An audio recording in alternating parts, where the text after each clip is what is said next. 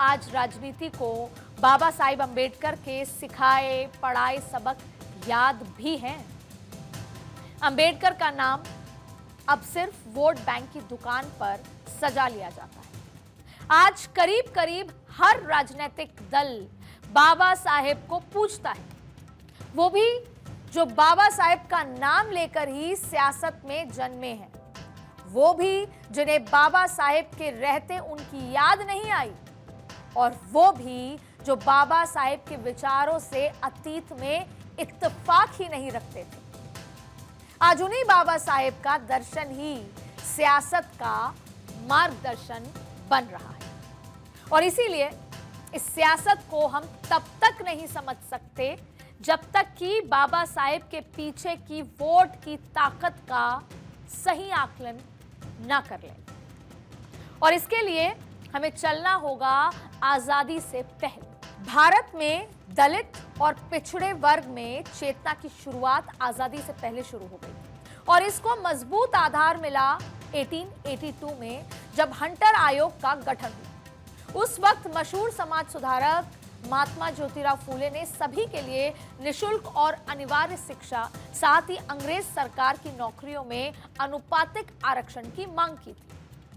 फिर 1908 में अंग्रेजों ने पहली बार आरक्षण लागू करते हुए प्रशासन में हिस्सेदारी निभाने वाली जातियों और समुदायों की हिस्सेदारी तय की।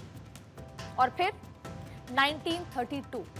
1932 में ब्रिटिश प्रधानमंत्री रामसे मैकडॉनल्ड ने सांप्रदायिक पुरस्कार नाम के तहत आरक्षण नीति की स्थापना की, और भारत की आजादी के समय तक आते आते ये कल्पना एक मजबूत आकार ले चुकी थी। इसके नतीजे ये हुए कि संविधान निर्माताओं के लिए भी आरक्षण को दरकिनार करना मुश्किल ही नहीं, नामुमकिन हो चुका था। दरअसल आरक्षण दलित या पिछड़े वर्ग के लिए कोई बैसाखी नहीं, बल्कि एक सहारा है, जो न सिर्फ उनके आर्थिक और सामाजिक उत्थान के लिए जरूरी है, बल्कि वर्ण व्यवस्था की कुरीतियों को तोड़ने के लिए भी काफी अहम है। आजादी से पहले ही नया सवेरा देखने को बेताब हिंदुस्तान के लिए बाबा साहेब भीमराव अंबेडकर ने दलितों की इस मांग को मुखर आवाज दी, और ये बाबा साहेब अंबेडकर की सोच और उनके संघर्ष ही था जिसने आजाद हिंदुस्तान में भेदभाव वाले समाज को चुनौती दी, और अपने हर संघर्ष के साथ वो दलित और पिछड़ा समुदाय के नायक बन गए। बाबा साहेब ने दलित समुदाय के लिए संविधान में सिर्फ आरक्षण की गारंटी ही नहीं, बल्कि देश में पिछड़े और दलित समाज के लोगों के लिए चुनाव में सीटें भी रिजर्व करवाई।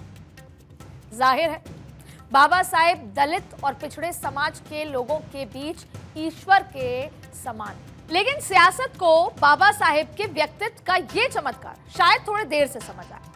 मेरे कहने के पीछे भी एक तर्क है। बाबा साहेब की शख्सियत ना तो आजादी से पहले किसी पहचान की मोहताज थी, और ना ही आजादी के वक्त, और ना तो आजादी के बाद।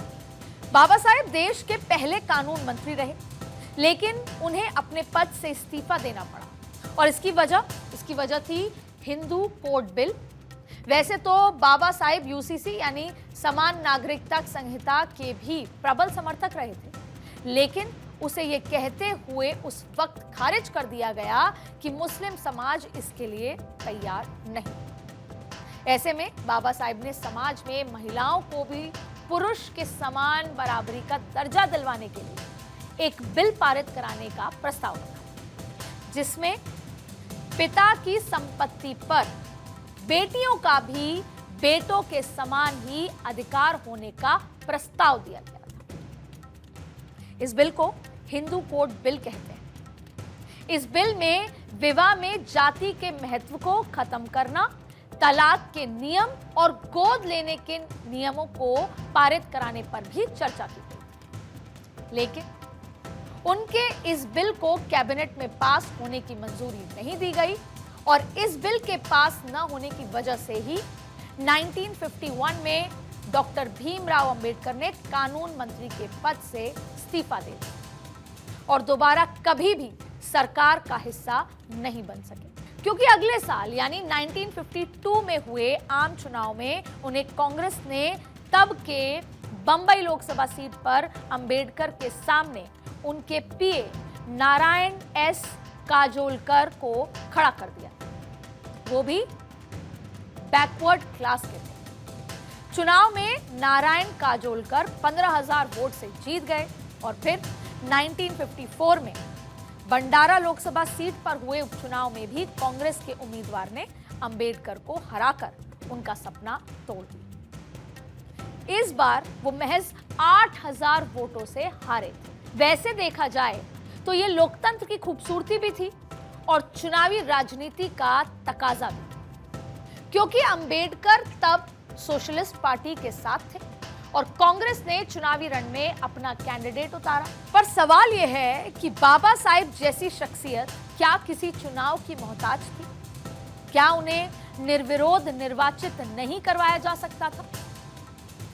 खैर, ये सब लंबे बहस का विषय है जिसमें मैं आज उलझना नहीं चाहती, लेकिन बाबा साहेब ने दलित और पिछड़ों के उत्थान के लिए जो किया उसका असल ताकत की धमक का एहसास राजनीति को 70 के दशक में होना शुरू हो चुका, जब देश में दलित और पिछड़े समाज के कई नेता राजनीति के नए नायक बन के उभर रहे। लोहिया, कर्पूरी ठाकुर, काशीराम, रामविलास पासवान, मुलायम सिंह यादव, करुणानिधि और बाद के दिनों में लालू यादव जैसे नेताओं ने इस आंदोलन को नई दिशा दी। हालांकि ये लिस्ट बेहद लंबी है और आजादी से पहले से ही ये आंदोलन मुखर और प्रखर हो चुका था। दक्षिण भारत में पेरियार, अन्नादुराई और करुणानिधि जैसे दिग्गज पहले से ही इस चेतना को आवाज देने लगे थे, लेकिन देश भर में ये धमक और इसकी असल ताकत कांग्रेस के कमजोर होने के बाद समझ आई, क्योंकि तब तक वोटर भी धीरे धीरे कांग्रेस के जादू से बाहर निकलने लगे थे और अपने लिए नए नायक चुनने में तैयारी में जुट गए थे।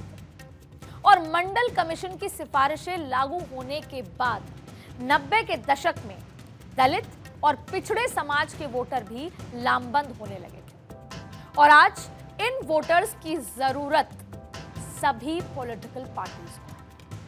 बिना इनके समर्थन के किसी भी पार्टी का सरकार बनाना सिर्फ मुश्किल ही नहीं, वो कहते हैं कि नामुमकिन है। और शायद इसीलिए सभी पार्टियों में खुद को दलित और पिछड़ा समाज का हितैषी और अंबेडकर के विचारों का समर्थक बताना जरूरी हो गया। अगर चुनावी राजनीति की बातें अगर करें, इसकी चर्चा करें, तो देश भर में करीब 20 करोड़ 13,78,000 दलित हैं, जो देश की आबादी का 16.63 लगभग 16.5% के आसपास मैं बात कर रही हूं, जबकि ओबीसी समाज के लोग करीब 52% माने जाते हैं। इन दोनों समाज के लोगों के लिए बाबा साहेब पूजनीय हैं और इसीलिए इन्हें नाराज करने का जोखिम कोई उठाना नहीं चाहता।